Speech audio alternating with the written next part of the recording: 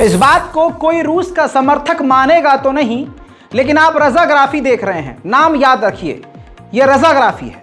आपके सामने सबूत, तथ्य और सारी एग्जैक्ट जो जानकारी असल में है ना, वो रखते हैं हम खुद जांच पड़ताल करके।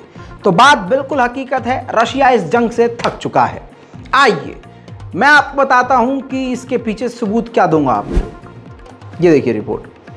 रूस के फॉरेन मिनिस्टर ने खुद कहा है, सर्गेई लावरोव ने कहा है कि रूस जल्द से जल्द इस कॉन्फ्लिक्ट का यानी इस जंग का खात्मा चाहता है। फिर इल्ज़ाम इसी रिपोर्ट में हमेशा की तरह रूस ने लगाया कि वेस्ट कंट्रीज और अमेरिका इस जंग को ख़त्म होने नहीं देना चाहते। वहीं दोस्तों, जहां चाइना ने दिखावे के लिए रूस को धोखा सा दिया, झटका सा दिया, अगली खबर तो यूक्रेन ने खुद खोल डाली। यूक्रेन की तरफ से जानकारी मिली कि हमने रूस के जिन हथियारों को मार कर गिराया है, उन हथियारों में चाइना के कंपोनेंट्स और हार्डवेयर्स हैं। यानी चाइना पूरी तरह से रशिया को हार्डवेयर, मिलिट्री सपोर्ट कर रहा है, हथियारों की सपोर्ट पहुंचा रहा है। चीन की आप किस बात पर भरोसा करेंगे? मैं आपको दोनों चीज बता रहा हूं। कल तक चाइना ने कहा था कि हम न्यूट्रल हैं, दूसरी तरफ चाइना के डिफेंस मिनिस्टर रूस में हैं। इतना ही नहीं, यह तस्वीर देखिए, रशिया में चीन के डिफेंस मिनिस्टर ने रूस के तमाम सीनियर आला अफसरों से मुलाकात करी और रूस के इतिहास को समझने की कोशिश करी। जहां रूस के डिफेंस मिनिस्टर समेत बड़े बड़े अधिकारियों ने रशिया और चीन के इतिहास को शेयर किया। चाइना की मिलिट्री डेलीगेशन सबसे बड़ी, अब भाई डिफेंस मिनिस्टर तक वहां चला गया और इतनी लंबी मीटिंग हो रही है और हर चीज़ शेयर की जा रही है। अब आप खुद फैसला कीजिए कि चाइना रूस के साथ है या यूक्रेन के। वहीं रूस की कोर्ट ने रशिया के ही विरोधी, पुतिन के विरोधी शख्स को 25 साल की सजा गद्दारी का इल्जाम लगाकर ठोक दी है। यूक्रेन का इरकुत्स्क का इलाका, जहां रूस के लड़ाकू वैगनर ग्रुप के मरने वालों के सैनिकों के, जो सैनिक मारे गए हैं वैगनर ग्रुप के, उनकी कब्रें ही कब्रें नजर आ रही हैं, जिससे साबित हो रहा है कि वैगनर ग्रुप काफी अपने साथियों को खो चुका है।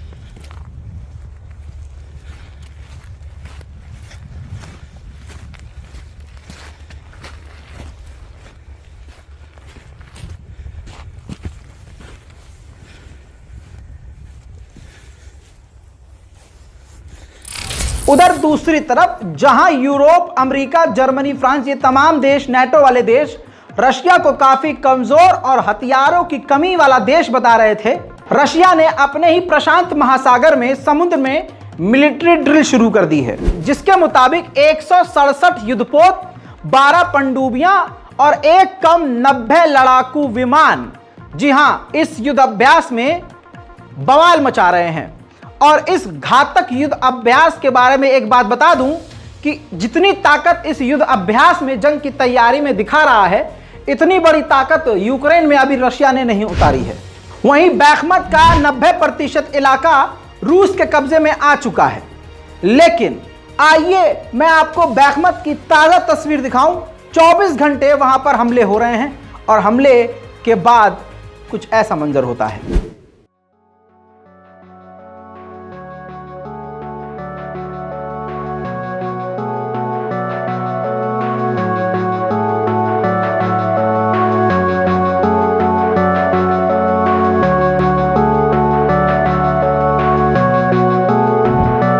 तमाम जंग के बीच अमेरिका को हथियारों के बिकने का फायदा हो रहा है, उसके हथियार बिक रहे हैं। दूसरा देश है भारत, जिसके टाई अप्स रूस के साथ बहुत मजबूत हो रहे हैं।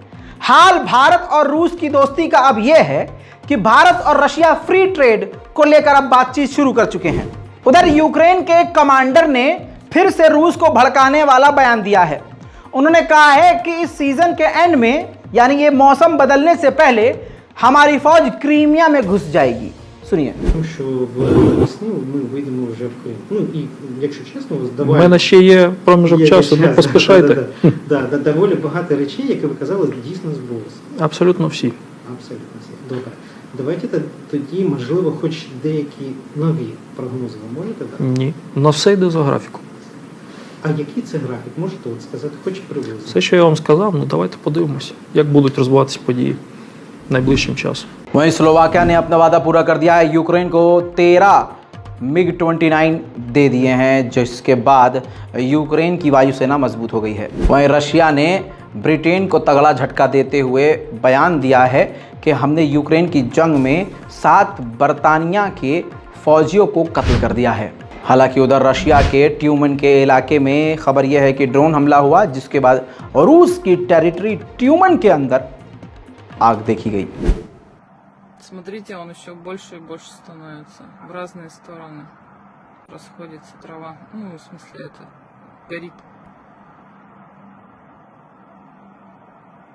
Там же кустарники, там трава, там камыши, там болото, и, видимо, не подобраться. Ну, там ужас вообще, конечно. वहीं रूस के विदेश मंत्रालय की तरफ से कहा गया है कि अमेरिका कभी भी मौका नहीं छोड़ता रूस के अंदर रूसियों को भड़काने का। अभी भी इस हाल में भी इंटेलिजेंस की मदद से रूसियों को भड़का रहा है और हमारे खिलाफ एजेंडा चला रहा है। वहीं दोस्तों, यूक्रेन को ज़ोरदार झटका देते हुए अमेरिका के खुद की सरकार ने कह दिया है कि यूक्रेन को F-16 विमान देने में हमें 1.5 साल लगेंगे, और तो और ये तब लगेंगे जब हमारा ये डिसीज़न अप्रूव हो जाएगा कि हाँ, हम यूक्रेन को F-16 दे रहे हैं। फ़िलहाल यानी अमेरिका ने ये भी तय नहीं किया है कि उसको F-16 विमान देने हैं कि नहीं देने, और अगर देगा भी तो 1.5 साल लगेंगे। यूक्रेन की ज़मीन पे रूस का ट्रैक्टर अपना कामकाज कर रहा था, रोड बनाना, सड़क सही करना, ये सब बिल्डिंग का काम कर रहा था, दोबारा से इलाके को बनाना। यूक्रेन के ड्रोन ने, सुसाइड ड्रोन ने आकर उस ट्रक को उड़ा दिया, और ये वीडियो जो दिखाने वाला हूँ ये उसी ड्रोन से लिया गया है।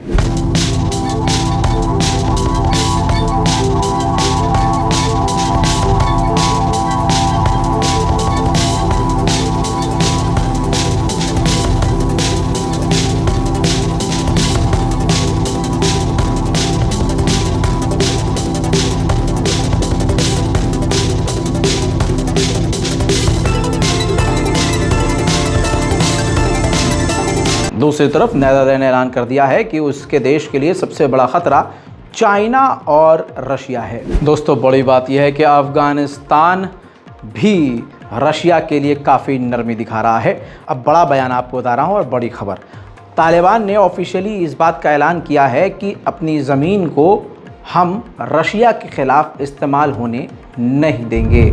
उधर रूस के MLRS पर एक बार फिर से यूक्रेन के ड्रोन और रॉकेट और बम भारी पड़े।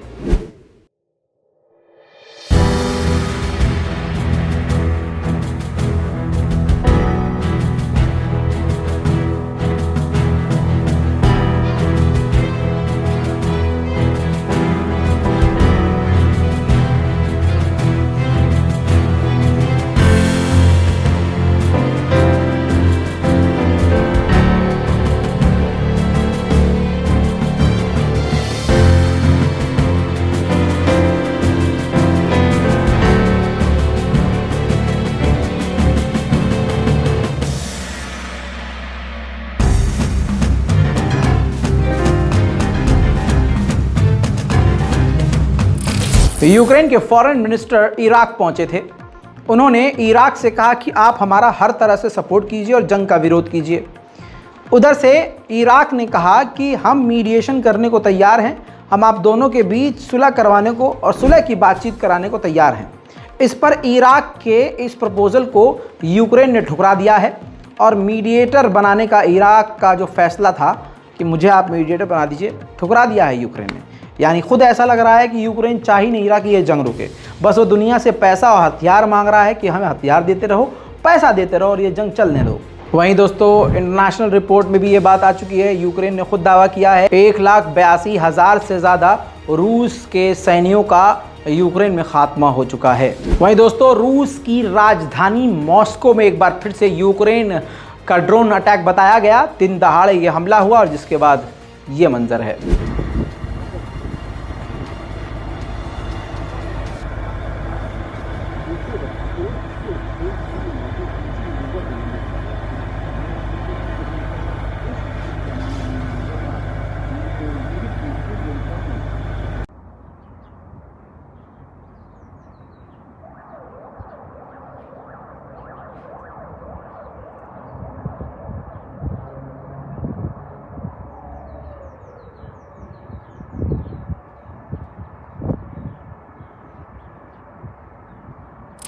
यूक्रेन के द्निप्रोपेट्रोव्स्क के इलाके में यूक्रेन के बीबीसी के चैनल ने यूक्रेन की और यूक्रेनियों की सैकड़ों हजारों कब्रों को दिखाया। खबर यह है कि बैलिस्टिक सागर में रूस के फाइटर जेट उड़ान भर रहे थे।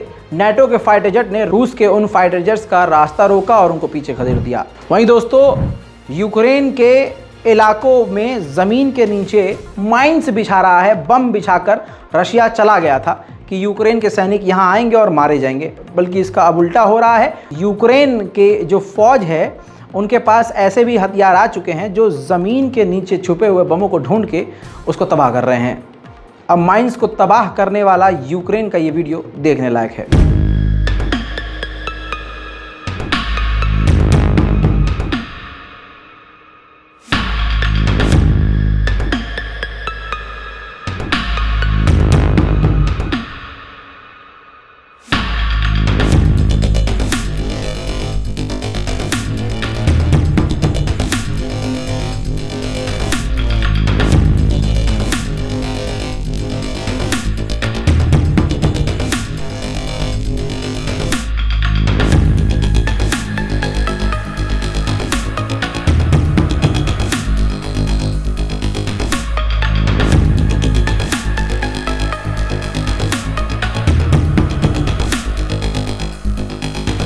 उधर खैरसन के इलाके में यूक्रेन ने अमेरिकी हॉविट्जर तैनात किया हुआ था जिसे रूस ने तबाह कर दिया।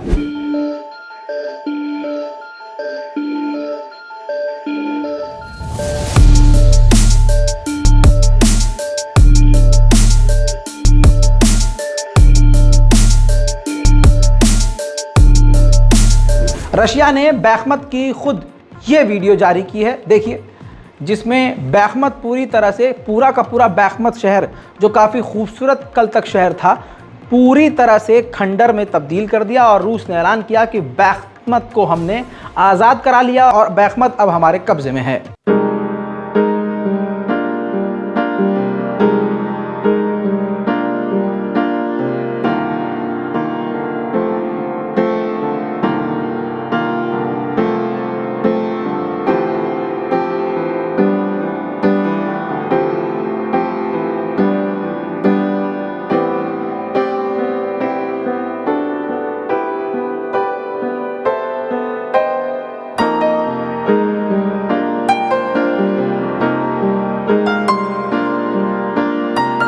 वहीं रूस के विदेश मंत्री सर्गेई लावरोव ब्राजील पहुंच चुके हैं, जिनका रेड कारपेट पर और बहुत ही भौकाल तरीके से स्वागत किया गया। ब्राजील पहले से ही रूस के समर्थन में है और यही बात अमेरिका और ब्रिटेन, जर्मनी, नेटो के देशों को चुभ रही है। उधर दोस्तों समुद्र में भी रूस ने ड्रिल करी है और मैदान जंग में भी यूक्रेन की ही ज़मीन पर ज़बरदस्त ड्रिल करी है रूस ने और एक बार फिर से दुनिया को दिखाया है कि हमारे पास न हथियारों की कमी है न ताकत की।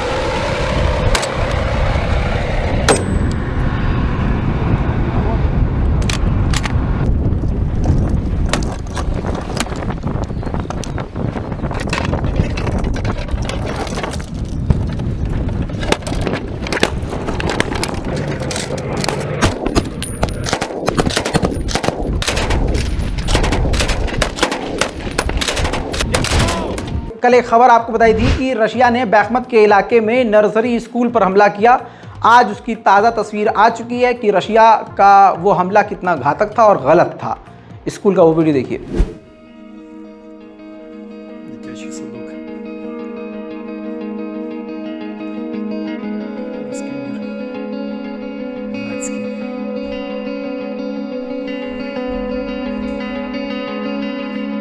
Сьогодні повернулися.